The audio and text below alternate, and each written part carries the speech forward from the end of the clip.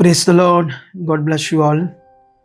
परमेश्वर आप सबको बहुत सारी बरकत दे। मैं खुदा का दास पॉल सुखबाराना आज एक बहुत ही खास वीडियो से आपके सामने आया हूँ। आई होप कि इस वीडियो से, इस मैसेज से, इन वचनों से परमेश्वर आपको बहुत सारी बरकत देंगे। तो हम स्टार्ट करते हैं आज का टॉपिक। तो ये बहुत लंबा नहीं है, इसे अच्छे से सुनना। पूरे टॉपिक को शॉर्ट में मैं बताऊंगा आप लोगों को, ताकि आप लोगों की उन्नति हो। तो ये खुदा का कलाम, पवित्र बाइबल, ये इसमें जो कुछ लिखा है वो सब पृथ्वी पर पूरा हो रहा है। क्या ही परमेश्वर जो महान है, उसने जितने ही वायदे किए हैं और उन वायदों को हम अपने जीवन में पूरे होते भी देखते हैं। और उसने कहा जो मेरे वचन को तोड़ते हैं उनकी ज़िंदगी में क्या क्या होगा, हम ये भी देखते हैं। तो अभी थंबनेल पर आपने एक सेवक की, पास्टर की फ़ोटो देखी होगी। तो आओ कुछ बातों को हम समझते हैं। क्या ये कब तक जेल से बाहर आएगा ये पास्टर? परमेश्वर का वचन इसमें क्या कहता है? जब हम पुराना नियम पढ़ते हैं तो आपको बहुत जगह पर ये वचन सुनने को मिलेगा। अगर मैं आपको न्यायों की पुस्तक में लेकर जाता हूँ तो वहाँ पर आपको कुछ बातें समझाता हूँ फटाफट से, क्योंकि जो सामर्थी परमेश्वर है उसकी अपने लोगों के लिए क्या इच्छा है।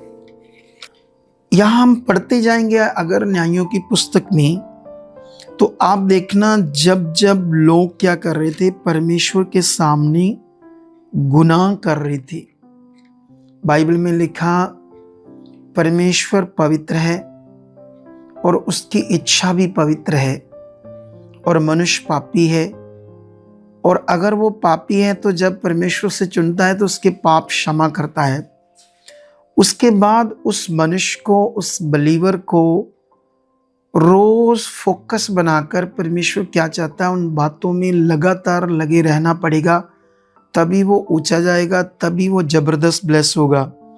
यहाँ पर अगर हम पढ़ते हैं तो यहाँ पर ऐसे लिखा है, न्यायों की पुस्तक 3:7 में लिखा, इस प्रकार इजराइलियों ने यहोवा की दृष्टि में बुरा किया और अपने परमेश्वर यहोवा को भूलकर बाल नामक देवताओं और अशोरा नामक देवियों की उपासना करने लगे। तब यहोवा का क्रोध इजराइलियों पर भड़का और उसने उनको अरमन हरीम के राजा कुशन रिश आयतिम के अधीन कर दिया।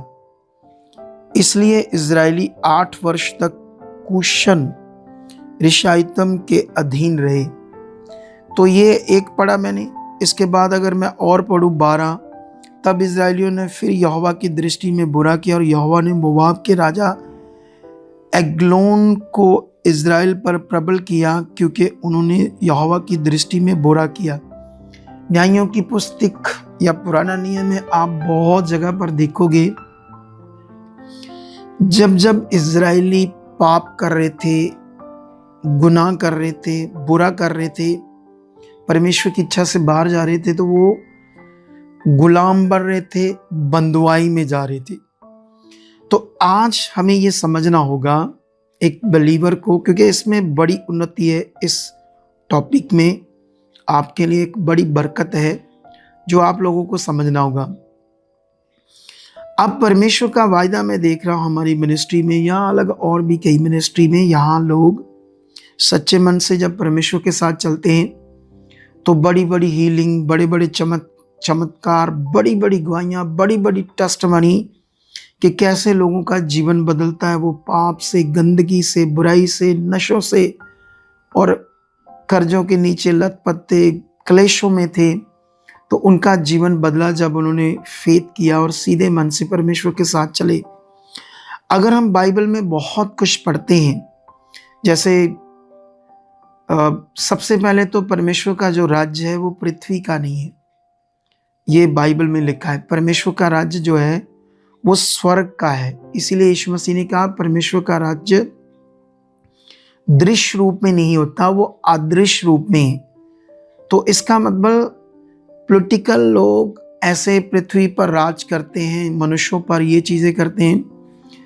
जो यीशु है वो पृथ्वी पर मनुष्यों पर राज करने के लिए नहीं आया, वो शांति देने के लिए आया, वो लोगों को एक अच्छा जीवन देने आया, वो लोगों के अंदर प्रेम को, मनुष्यों के जीवन के अंदर सारी बुराइयां खत्म हो जाए, वो एक दूसरे से प्रेम करे, ये काम करने आया। ये उसके राज्य का पृथ्वी के ऊपर नमूना होगा, लेकिन असली राज्य तो उसका स्वर्ग का है। यही बात चेलों को जब समझ आ गई तो उन्होंने किसी भी पृथ्वी की चीज़ पर मन नहीं लगाया। सच्चे मन से चेलों ने इतना काम किया, मुर्दे जिंदा कर दिए, लंगड़े चला दिए। इज़राइल क्या, एशिया, यूरोप क्या, पता नहीं, पूरे जो वेस्टर्न देश हैं, क्रिश्चियन कंट्रीज़ आज दुनिया में जानी जाती है, उन लोगों ने उन देशों को बचा दिया, क्योंकि सच्ची धार्मिकता से, सच्चे मन से चले। उन्होंने कोई प्रॉपर्टीज़ इकट्ठी नहीं की, उनका मन किसी शरीर की अभिलाषाएं उनके अंदर काम नहीं करते थे, और लास्ट में उन सबको बड़ी बुरी तरह से उन लोगों ने मार भी दिया। लेकिन उन्होंने अपना काम जो पृथ्वी पर पूरा करना था, क्योंकि वो यीशु मसीह के गवाह थे, तो वो पूरा कर दिया। इसीलिए पृथ्वी पर आज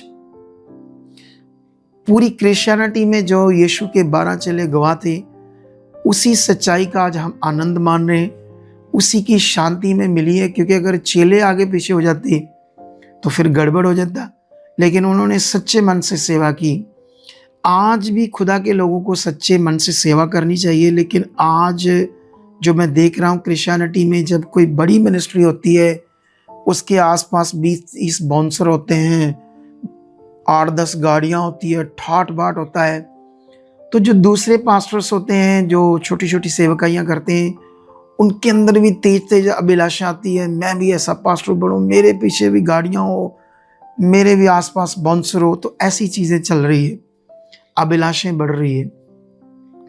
हाल में ही एक मैटर सामने आया इसी पास्टर का, जिसकी मैंने फोटो थंबनेल पर लगाई है। क्या मैटर आया कि उसकी 10 प्रॉपर्टीज जो अवैध थी, एडी ने जब्त कर ली है। अवैध का मतलब होता है 2 नंबरी, ब्लैक, काले धन से चीजों को खरीदा गया, गवर्नमेंट के सामने उस पैसे का हिसाब नहीं दिया गया, उसे कहते काला धन। अब काला धन का जो काम होता है वो तो करते हैं शैतान के लोग, जो दुष्ट के लोग होते हैं, पापी लोग। खुदा के लोग तो पवित्र हैं, खुदा के लोग तो छुड़ाए गए हैं, खुदा के लोग तो खुदा के लोगों को कहा गया है कि तुम चानन हो, तुम ज्योति हो। हम चानन में चल रहे हैं, दुनिया हेरी फेरी कर रही है, मिलावटें कर रहे हैं, झूठ बोल रहे, व्यभिचार कर रहे, काला धन इकट्ठा कर रहे, और हमें परमेश्वर ने कहा तुम पृथ्वी पर अपने लिए धन इकट्ठा ना करो, स्वर्ग पर करो। पृथ्वी पर जो धन है उसको चोर सेध लगाएंगे, उसे कीड़ा खा जाएगा, वो सड़ जाएगा धन। लेकिन जो स्वर्ग पर धन इकट्ठा करोगे वो कभी भी ना सड़ेगा ना खत्म होगा। अब ये वचन स्पिरिचुअल है, खुदा का कलाम, ये बहुत बड़ा वचन है। पृथ्वी पर मनुष्य जानता है कि साथ कुछ नहीं जाना। अभी मैं बॉलीवुड का एक पावरफुल एक्टर है धर्मेंद्र, अब उसका बेटा सन्नी देओल, बॉबी देओल। धर्मेंद्र की 2 पत्नियां हैं, वो शारीरिक है, परमेश्वर को नहीं जानता, 2 पत्नियां कर सकता है, 4 भी कर सकता है, क्योंकि संसारिक है वो। लेकिन 2 पत्नियों से उसके कितने बच्चे हुए? 6। 2 पत्नियां, खरबों के मालिक है वो लोग। लेकिन धर्मेंद्र को ना तो अपने पोते पोत्रियों का, ना अपने बेटों का, बहुओं का कोई भी सुख नहीं है। अकेला बेचारा बुढ़ापे में अपनी जिंदगी काट रहा है अपने फार्म हाउस पर। कुछ थोड़े बहुत उसके नौकर है, उन्हीं से बेचारा खुश रहता है, लेकिन परिवार का कोई सुख नहीं। कितना बड़ा बंदा! ये है संसार की जिंदगी, ये है दुनिया की जिंदगी। इन बातों से हमें भी सीखना चाहिए। हम दुनिया को रास्ता दिखाने वाले लोग हैं, लेकिन खुद ही अगर अंधकार की चीज़ें करेंगे, क्योंकि जब ऐसे अगुए ऐसी चीज़ें करते हैं तो यीशु मसीह का नाम बदनाम होता है, और शैतान उनके फॉलोअर की बुद्धि बंद कर देता है और उल्टा वो अपने अगुओं को प्यार करते हैं, लेकिन यीशु मसीह के वचन को पहला दर्जा नहीं देते। कहते नहीं, हमारा अगुआ सही है, ऐसा है वैसा है। तो ये बातें बहुत पावरफुल है जो हमें पकड़नी होगी, लेकिन अगर हम इसे पकड़े नहीं, क्या ये पास्टर जेल से बाहर कब आएगा, इसके बारे में मैं बात करना चाहता हूं आपसे। लेकिन अभी मैं आप लोगों को एक वचन देना चाहता हूं जल्दी जल्दी। इस वचन में आपके लिए एक बड़ी शिक्षा है। ये वचन है 2 कुरिन्थियस। इसे हम पढ़ेंगे जल्दी जल्दी इस वचन को। 3 अध्याय का अगर हम 7 वचन पढ़े तो ऐसा लिखा, यदि मृत्यु की वह वाचा जिसके अक्षर पत्थर पर खोदे गए थे यहां तक तेजों में हुई कि मूसा के मुंह पर का तेज के कारण जो घटता भी जाता था, इजरायली उसके मुंह पर दृष्टि नहीं कर सकते थे, तो आत्मा की वाचा और भी तेजों में क्यों ना होगी। अभी यहां नीचे पढ़ते हैं 12 से। इसलिए ऐसी आशा रखकर हम याब के साथ बोलते हैं और मूसा के समान नहीं, जिसने अपने मुंह पर पर्दा डाला था ताकि इजरायली उस घटने वाले तेज के अंत को ना देखे। हालेलुया। ये बहुत पावरफुल वचन है। इसका मैं पूरा एक्सप्लेन अभी नहीं कर पाऊंगा क्योंकि मेरा शॉर्ट मैसेज था। इसे मैं लंबी वीडियो नहीं बनाना चाहता, शॉर्ट में इसका मैसेज समझाऊंगा। लेकिन इसका संडे कल जो मीटिंग है उसमें और अच्छा सा एक्सप्लेन करूंगा।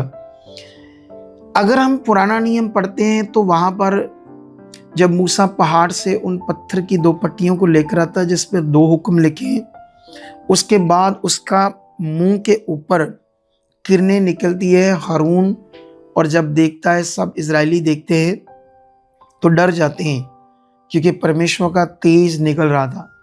लेकिन हम जब पुराने नियम की वो बात पढ़ते हैं तो हमें बड़ी अच्छी लगती है कि परमेश्वर की किरणें, उसका तेज, उसकी चमक उसके चेहरे पर आ गई थी। लेकिन उसी बात को जब हम नए नियम में समझते हैं तो ये एक पावरफुल विषय है। मूसा के पास जो जानकारी थी उस समय, वो एक व्यवस्था थी, एक रीतियों से यहोवा के साथ बनना था, ना कि परमेश्वर का असली प्रबंध था। असली प्रबंध था यीशु मसीह का आना, क्रूसीफाई होना, सारे जगत के पापों को क्षमा करना, और मनुष्य पवित्र आत्मा का दान पाके पवित्र आत्मा के द्वारा जो पावरफुल तेजों में वाचा है, पवित्र आत्मा जो यीशु मसीह के द्वारा ठहराई गई है, ऐसा लिखा है। एक पवित्र आत्मा पाया हुआ व्यक्ति अंदर बाहर से रोशन हो जाता है क्योंकि उसके अंदर अंधकार नहीं रहता, आत्मा पाया हुआ व्यक्ति। अब एक पास्टर अगर अवैध प्रॉपर्टीज इकट्ठी कर रहा है, एडी पकड़ रहा है, यीशु मसीह की बदनामी हो रही है, दूसरे धर्मों में बदनामी हो रही है, इससे समझ आती है कि उसके अंदर अंधकार काम कर रहा था। लेकिन यहाँ हम तो सोचते थे मूसा के ऊपर चमक है, लेकिन वो परमेश्वर के सामने वो जब गया तो वो पुराना नियम सब एक व्यवस्था में चल रहा था, उसका असली नियम तो पेंडिंग था। इसीलिए कुछ टाइम के लिए उसके मुंह पर चमक आई और फिर वह घट रही थी, और यहाँ उसने पर्दा इसलिए डाला, ये प्रेरित पौल कहता है, ताकि इजरायली उस घटते हुए तेज को ना देखे। इसी तरह आज मैं देखता हूँ कुछ मिनिस्ट्रियां घट रही है, खत्म हो रही है। सोचना पड़ेगा क्योंकि शरीर के कारण वो तेजोमय व्यवस्था, पवित्र आत्मा की व्यवस्था, जिससे अंदर बाहर से मनुष्य पवित्र हो जाता है, गंदी चीजें, लालच, हेरा फेरी, झूठ, ये सेवकों का काम नहीं है। अगर ऐसे सेवक करते हैं तो दूसरे के लिए वो ठोकन का कारण है। लाखों जो लोग बचने हैं अन्य जाति, वो इन्हीं बातों से ठोकर कर खाकर यीशु पर विश्वास नहीं करेंगे। लेकिन कुछ लोग अंधभक्त हो गए हैं और सीरियस नहीं है खुदा की ओर, यीशु की ओर। इस दुनिया में पास्टर पैदा हुआ है, एक टाइम सेवा करेगा, फिर मर जाएगा। वो आपका एल्डर नहीं है, वो आपका राह नहीं है, राह यीशु है। पास्टर एक हमें वे मध्यस्थ है परमेश्वर के साथ चलाने के लिए। अगर पास्टर को यीशु मसीह का दर्जा दे दोगे तो नष्ट हो जाओगे आप लोग, ये याद रखो। इन सारी बातों के साथ बाद क्या ये पास्टर बाहर आ जाएगा?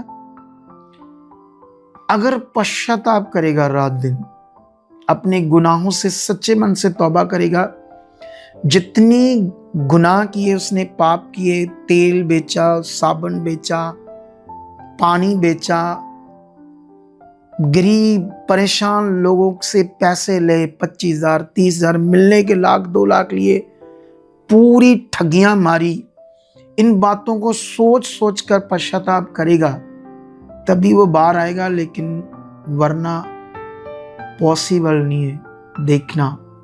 क्योंकि जो मुझे आत्मा में कहा है, लॉन्ग टाइम तक ये प्रॉब्लम रहेगी, काफी टाइम तक, सालों में जा सकती है। पश्चाताप होगा और कब परमेश्वर जानता है ये पश्चाताप सच्चा है या झूठा है। अगर सच्चा होगा तो परमेश्वर मार्ग खोलेगा, वरना कुछ नहीं होने वाला। तो इस मैसेज से तुम्हें सावधान रहना अपने जीवन में बिलीवर्स, और आगे बढ़ना है। परमेश्वर के साथ चालाकी नहीं, परमेश्वर के वचन के साथ कोई चालाकी नहीं, भला मन रखकर परमेश्वर की दिशा में चलना है। आई होप परमेश्वर आपको बड़ी बरकत दे चुका है इस मैसेज के द्वारा। कल मिलते हैं पावरफुल मीटिंग संडे में। मेरा बिलीव है कि परमेश्वर आपको छुएगा और आपके जीवन को बदलेगा और बड़ी हीलिंग्स होगी। खुदाबंद आपको बरकत दे चुका है। आमीन, आमीन, आमीन।